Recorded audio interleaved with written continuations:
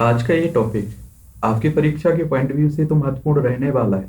फिर चाहे आप लोग सिविल सर्विस की तैयारी कर रहे हो, या फिर स्टेट पीसीएस की तैयारी कर रहे हो, या फिर आप लोग वनडे एग्जाम की तैयारी कर रहे हो, इसमें भी क्वेश्चन इससे बनते रहे हैं हमेशा और बनते रहेंगे आगे भी।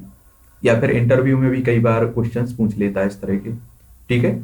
और एक बात और याद रखिए, मुझे लगता है कि अगर मान लीजिए परीक्षा की तैयारी नहीं कर रहे हैं आप लोग, तब भी अगर आप भारत में रह रहे हैं तो भारत के बारे में एक सामान्य जानकारी तो आपको मालूम होनी चाहिए ना, कि भारत का राष्ट्रीय गीत क्या है, राष्ट्र ज्ञान क्या है, भारत का राष्ट्रीय फल क्या है। इस तरह के क्वेश्चंस तो मालूम होना चाहिए। यकीन मानिए आप लोग कि आपके गली छाप नेताओं से लेकर लोकसभा, राज्यसभा, विधानसभा, विधान परिषद, या फिर आप किसी भी नेता को चुनते हैं, उनमें से अधिकतर नेताओं को इनके बारे में भी मालूम नहीं रहता है। आप लोग कई बार न्यूज में देखते रहते हैं, कोई पत्रकार पूछता है कि आप राष्ट्रगीत सुना दीजिए, तो आप समझिए वो उसमें भी बहाना बनाकर निकल जाते हैं। अभी कुछ समय पहले आप लोगों ने देखा होगा कि जीएसटी का कुछ लोग विरोध कर रहे थे, तो उनसे पूछा कि जीएसटी का मतलब क्या होता है पूरा नाम, तो उन्हें वो भी मालूम नहीं था। और जो सपोर्ट कर रहे थे जीएसटी को, उनसे भी यही सवाल पूछा गया, तो उनमें से भी अधिकतर लोगों को जीएसटी के पूरे मतलब पूरा नाम क्या है इसके बारे में मालूम नहीं था। ठीक है। तो इन सब के बारे पॉइंटों के बारे में आप लोग याद रखिए, क्योंकि महत्वपूर्ण हो जाते हैं आप लोगों के लिए। तो कम से कम आप तो पढ़ते हैं ना, इतिहास पढ़ रहे हैं, आप लोग भूगोल पढ़ रहे हैं, आप लोग संविधान भी पढ़ रहे हैं अपना, तो आप लोगों को मालूम होना चाहिए। ठीक है। चलिए एक बार भारत को देख लेते हैं। ये है हमारी प्यारी पृथ्वी, जिसे आप लोग सामान्यतः गोला कह देते हैं। तो इसमें आप एशिया हमारा ये है, एशिया में देखेंगे तो ये हमारा प्यारा भारत। अगर भारत के पड़ोसियों की बात करें तो श्रीलंका ये हो गया, म्यांमार, बर्मा ये हो गया, बांग्लादेश, भूटान, नेपाल, चाइना, चीन, पाकिस्तान, अफगानिस्तान, ये सभी हमारे पड़ोसी देश हैं। और भारत की राजधानी आप जानते हैं नई दिल्ली है। ये आपकी बंगाल की खाड़ी है, ये लक्षद्वीप सागर है, ये अरब सागर है, और ये आपका हिंद महासागर है, जो हमारे देश के नाम पर रखा गया है इसका नाम। ठीक है। अब बात करते हैं हम लोग भारत का राष्ट्रीय ध्वज क्या है। तो आप सभी को मालूम होगा कि तिरंगा है। आप लोग 26 जनवरी जब भी होता है तब आप लोग फहराते हैं ना, और या 15 अगस्त को भी आप लोग पहनाते हैं। एक बात और आपको याद रखनी चाहिए कि आप समझिए 15 अगस्त 1947 को हमें आजादी मिली हुई थी, इसलिए हम लोग स्वतंत्रता दिवस के रूप में 15 अगस्त को मनाते हैं। और 26 नवंबर 1949 को कुछ प्रावधानों के साथ आपका संविधान लागू हुआ था, इसलिए 26 नवंबर को आप लोग संविधान दिवस के रूप में मनाते हैं। और 26 जनवरी 1950 को पूरा संविधान आपका लागू हुआ था पूरी तरह से, गणतंत्र दिवस मनाते हैं इसे। तो इन तीन डेटों को भी याद रखिए, कई बार इनसे भी क्वेश्चंस बन जाता है। ठीक है। इसमें आप लोग तिरंगे को अपने दिमाग में फीड कर लीजिए। कभी क्वेश्चंस पूछ लेता है कि ऊपर रंग कौन सा है, बीच में रंग इसका कौन सा है, या नीचे कौन सा रंग है, या बीच में जो गोला है उसमें कितनी तीलियां हैं। तो इस तरह के भी क्वेश्चंस कई बार बन जाते हैं। आप लोग आराम से बैठकर गिनते रहना इन्हें। ठीक है। इसे अपने दिमाग में रख लीजिए, जब भी क्वेश्चंस आता है तो आप सोचिए और तुरंत सही विकल्प लगा सकते हैं। सबसे जरूरी डेट है 22 जुलाई 1947 को भारतीय संविधान सभा ने तो राष्ट्रीय ध्वज तिरंगे को अपनाया था। ये क्वेश्चंस कई बार पूछा जा चुका है, इसीलिए तो कहता हूं कि आप लोग जिस भी एग्जाम की तैयारी कर रहे हैं उसके पुराने जो क्वेश्चंस पेपर हैं उन्हें उठा के आप लोग देखिए, और जितने ज्यादा से ज्यादा टेस्ट हो सकते हैं उन टेस्टों को दिया करिएगा, तब आपको मालूम चलेगा कि इस तरह के क्वेश्चंस पूछे जा रहे हैं। तो भारतीय संविधान सभा ने राष्ट्रीय ध्वज यानी कि हमारे तिरंगे को कब अपनाया था? 22 जुलाई 1947 को। ठीक है। तिरंगे में समान अनुपात में केसरिया, सफेद और हरे रंग का की क्षैतिज पट्टियां हैं। एक केसरिया हो गया आपका, ये सफेद हो गया, और ये आपका हरा हो गया। देख रहे हैं आप लोग, सीधा एक अनुपात में, कोई बड़ा छोटा नहीं है। और इसलिए भारत के राष्ट्रीय ध्वज ध्वज को तिरंगा कहा जाता है, यानी कि 3 रंग वाला। ध्वज की चौड़ाई और लंबाई का अनुपात क्रमशः 2:3 है। एक बात आप लोगों को बताऊं, ये क्वेश्चंस मैंने घुमा फिरा के इसलिए लिखा है यहाँ, पहले हम लंबाई लिख देते उसके बाद चौड़ाई, 3:2 हो जाता, लेकिन मैंने इसलिए क्योंकि इस तरह के क्वेश्चंस भी कई बार पूछ लेता है। तो चौड़ाई कितनी है? 2, और लंबाई किस अनुपात में है? 3 में। इसे याद रखिए, अगर पहले लंबाई लिख दे और चौड़ाई फिर अनुपात पूछे तो 3:2 लिखेंगे आप लोग। ठीक है। इसमें सफेद रंग की पट्टी के बीचों बीच एक गहरे नीले रंग का चक्र भी होता है, इसे आप लोग देख भी रहे होंगे, जिसमें आपको 24 तीलियां देखने को मिलेगी। ये 24 तीलियां देखने को मिलेगी, गिनना आप लोग बैठ के आराम से। क्या आप जानते हैं कि यह चक्र सारनाथ में स्थित अशोक स्तंभ से लिया गया है, और तिरंगे में केसरिया रंग त्याग और बलिदान का, ये भी क्वेश्चंस कई बार पूछ लेता है कि केसरिया रंग क्या दर्शाता है, किसका संकेत देता है? तो त्याग और बलिदान का। सफेद रंग आपका सत्य और शांति और पवित्रता का, और हरा रंग जो है ये देश की समृद्धि और विकास का प्रतीक होता है। इनको भी आप लोगों को याद रखना है, ठीक है। अब बात करते हैं भारत का राष्ट्रीय चिन्ह क्या है? अशोक स्तंभ। क्या है भारत का राष्ट्रीय चिन्ह? अशोक स्तंभ। इसे देख रहे हैं आप लोग, देख लीजिए। आप लोग जो सिक्का लेते हैं या नोट रहता है उस पर भी आप लोगों को कई बार देखने को मिल जाता है। अशोक स्तंभ भारत का राष्ट्रीय चिन्ह। अशोक स्तंभ मौर्य साम्राज्य के सम्राट अशोक द्वारा सारनाथ में बनाए गए स्तंभ से लिया गया है। 26 जनवरी 1950 में से अंगीकृत किया गया था। तो ये भी कई बार पूछ लेगा आपसे कि जो हमारा राष्ट्रीय चिन्ह है इसे कब अंगीकृत किया गया था, कब अपनाया गया था? तो 26 जनवरी 1950 को, जब भारत गणराज्य बना था, यानी कि पूरी तरह से संविधान आपका लागू हुआ था। और गणतंत्र उसी दिन तो मनाते हैं आप लोग। अशोक के स्तंभ शिखर पर देवनागरी लिपि में सत्यमेव जयते लिखा होता है और सच्चाई एकमात्र जीत, जो मुंडको उपनिषद पवित्र हिंदू वेद का भाग से लिया गया है। ये भी कई बार पूछ लेता है कि सत्यमेव जयते कहां से लिया गया है?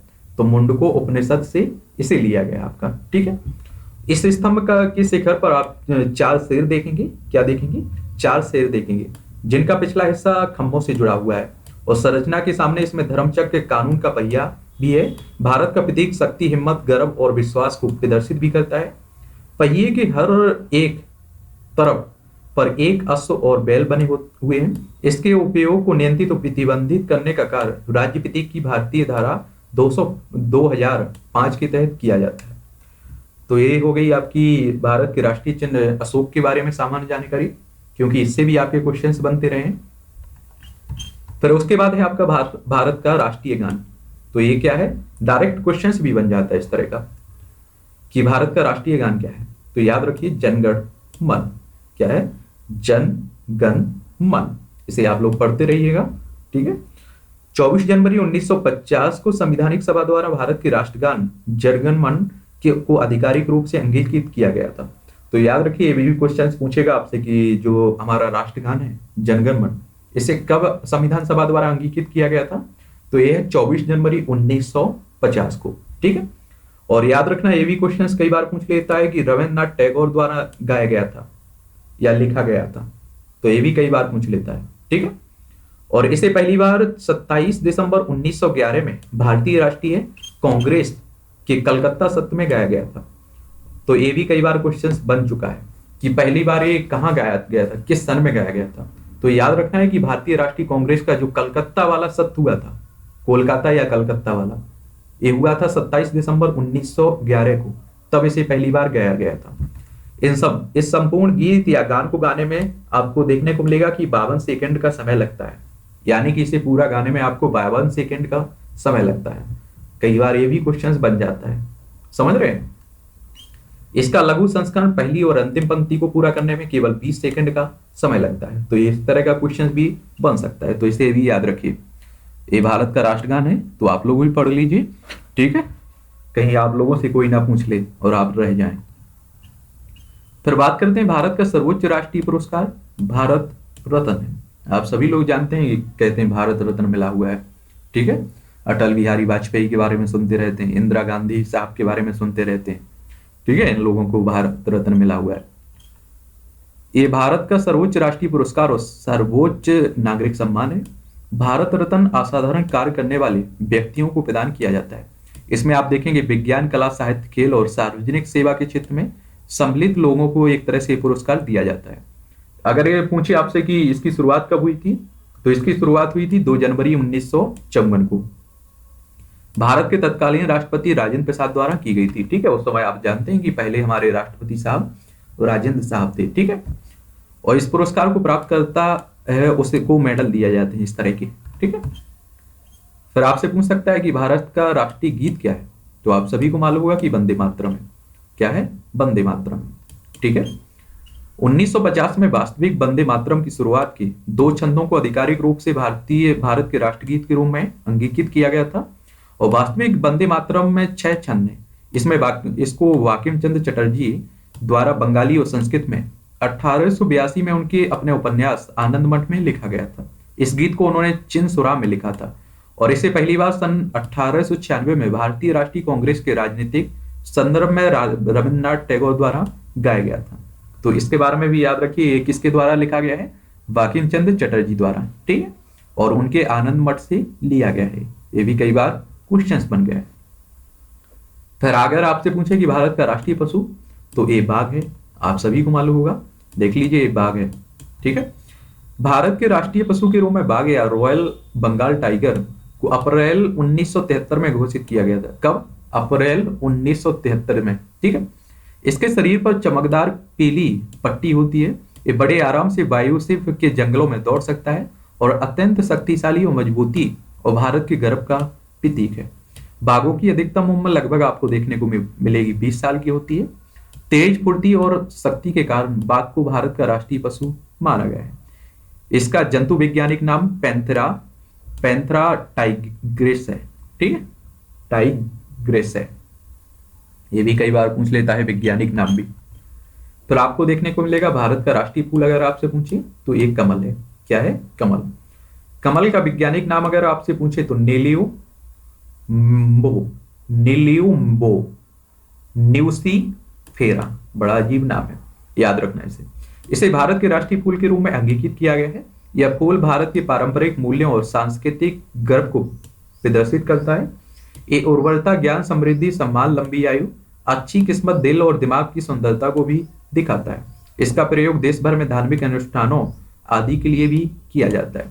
और एक पार्टी को आप जानते हैं, बीजेपी का चिन्ह भी, चुनाव चिन्ह भी यही है, कमल का फूल। समझ रहे हैं? फिर आप देखेंगे भारत का राष्ट्रीय फल आम।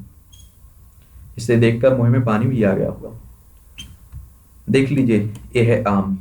अगर किसी को मालूम ना हो, देख लो, आम।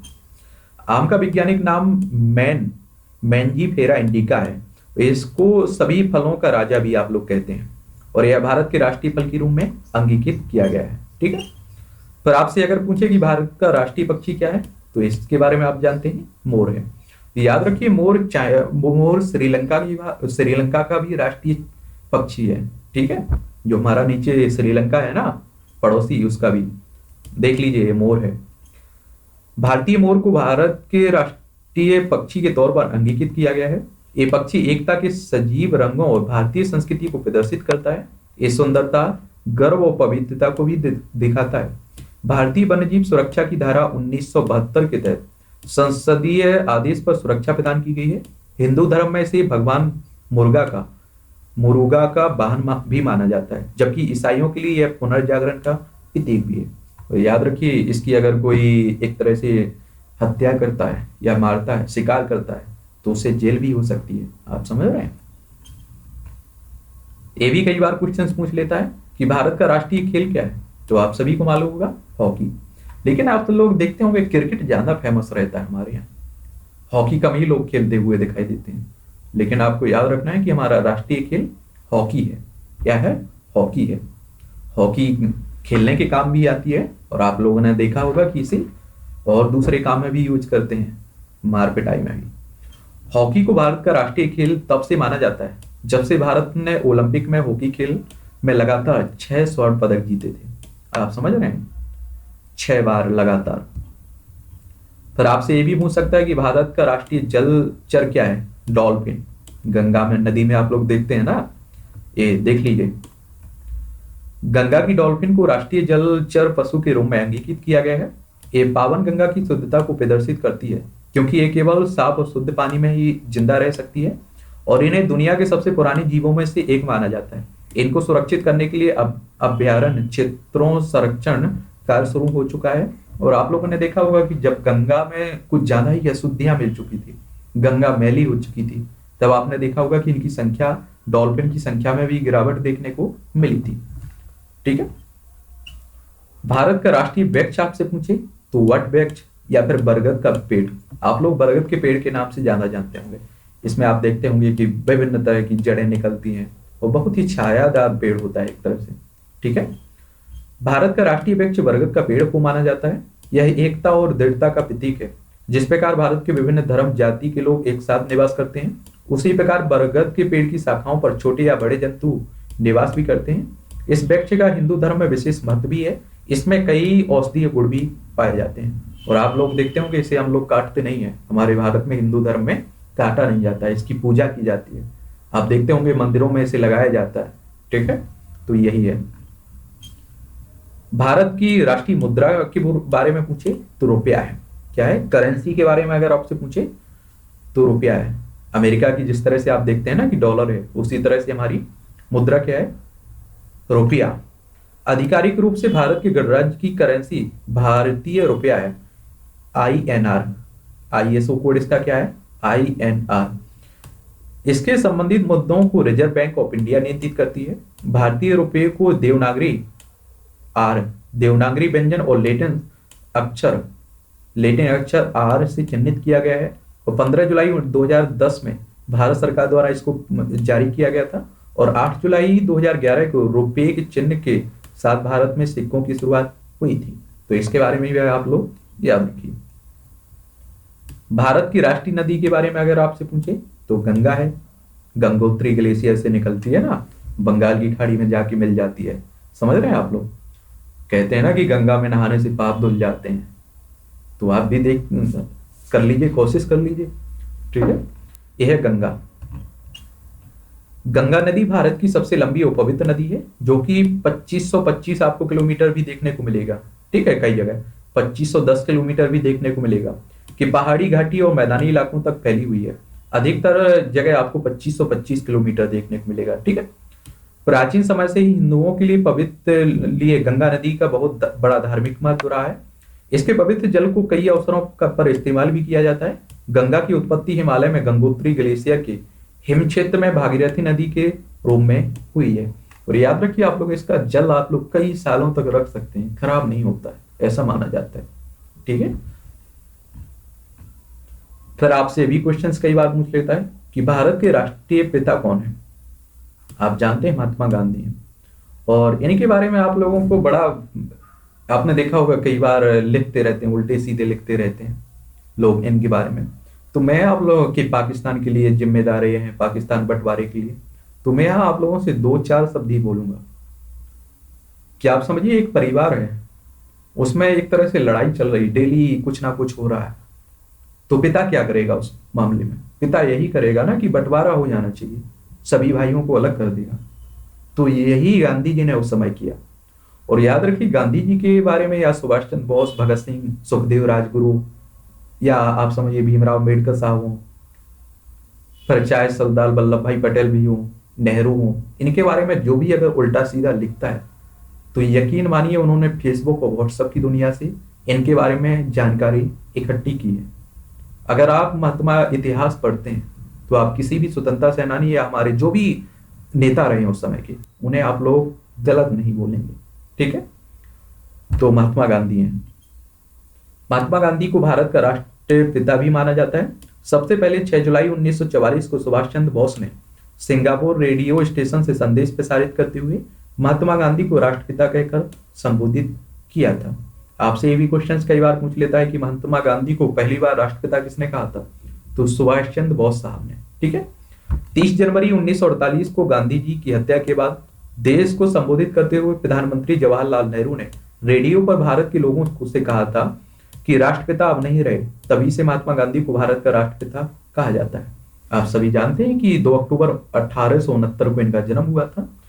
2 अक्टूबर को आप लोग गांधी जयंती मनाते हैं ना, और 30 जनवरी 1948 को इनकी हत्या कर दी गई थी।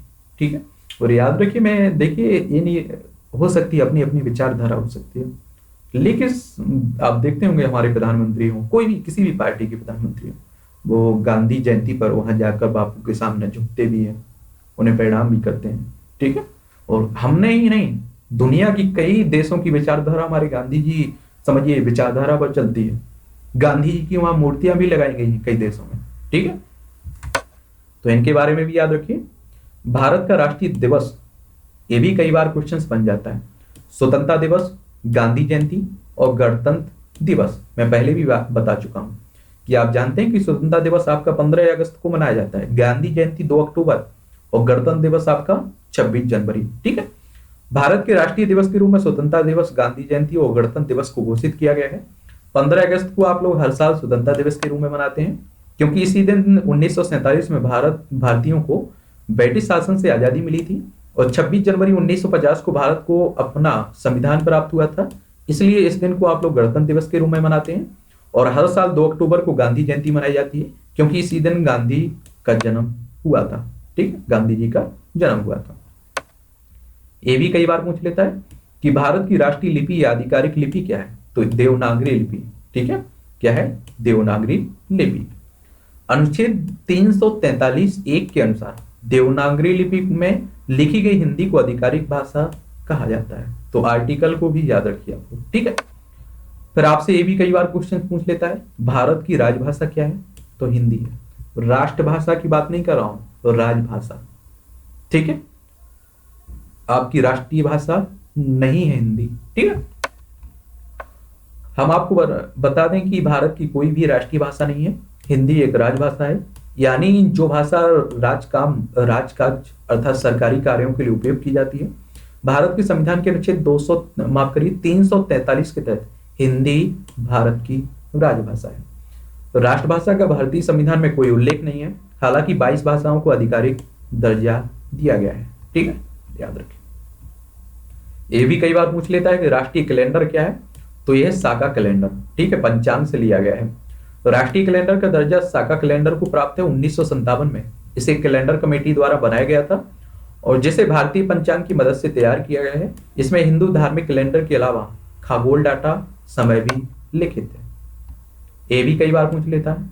राष्ट्रीय शपथ, तो राष्ट्रीय शपथ के बारे में अगर बात करें तो ये देखेंगे आप लोग, राष्ट्रीय एकता दिवस शपथ। मैं सत्यनिष्ठा से शपथ लेता हूं कि मैं राष्ट्र की एकता, अखंडता, सुरक्षा को बनाए रखने के लिए स्वयं को समर्पित करूंगा, और अपने देशवासियों के बीच यह संदेश फैलाने का भी भरसक प्रयत्न करूंगा कि मैं यह शपथ अपने देश की एकता की भावना से ले रहा हूं, जैसे सरदार वल्लभ भाई पटेल की दूरदर्शिता एवं कार्यों द्वारा संभव बनाया जा सका।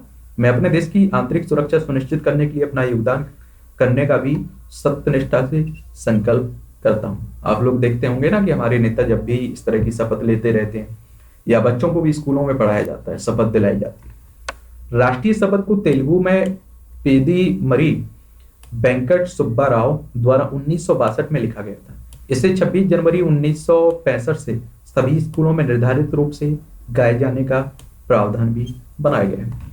इसे इसलिए भी प्रावधान बनाया गया है कि आप समझिए, इससे क्या होगा कि हमारे जो भी आने वाली पीढ़ियां होंगी वो देश की एकता, अखंडता और यहाँ शांति बनाए रखने के लिए देशभक्ति दिखाने की ओर एक तरह से अग्रसर होंगे। उस क्षेत्र में उन्हें जानकारी रहेगी। ठीक है, तो यही कहानी है आपकी भारत के जो भी राष्ट्रीय चिन्ह है, प्रतीक हैं, उनके बारे में। इनसे आपके डायरेक्ट क्वेश्चंस कई बार बन चुके हैं, और मैं फिर से बोल रहा हूँ कि क्वेश्चंस ना बने फिर भी आप लोगों को इनके बारे में मालूम होना चाहिए। ठीक है।